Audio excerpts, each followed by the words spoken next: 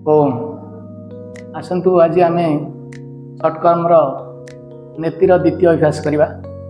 यहाँ सुत नेत्री बा रबर नेत्री। आम प्रथम गोटे रबर ट्यूब नेले यही रबर ट्यूबटा को किछि सोरष तेल कि बादाम तेल लगेदेवा।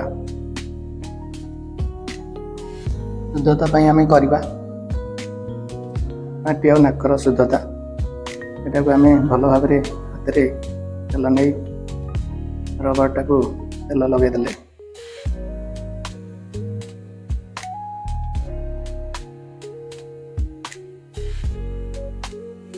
तेल लगे। बर्तमान आम यहाँ को नासिकार डाण नासिकार पुरेवा और पाटिबाटा को बाहर करवा। आम ब्रश जमती करुचे जीव चलुचे सेमती ये ब्रश करदे। प्रथम ना नाक पटे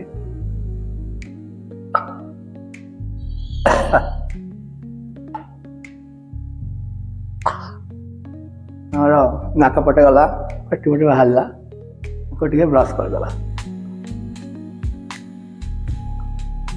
सब छिद्र मैला सफा हो पाटी बाटे बाहर करदे। विपरीत करवा सेपरी बाम पुड़ारे पुरेवा।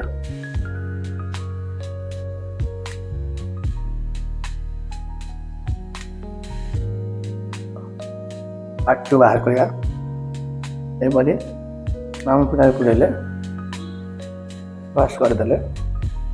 आम जहाँ छिद्र मैला अच्छी नासिका द्वारा पाटी सब बाहर पाटी बाटे बाहर करता।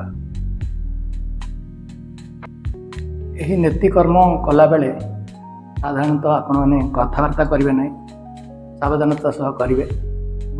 मुझे वर्णना करुच्ची करने समय कथबार्ता करदे, तेणु यह कला बेले सावधानता रक्षा करेंगे।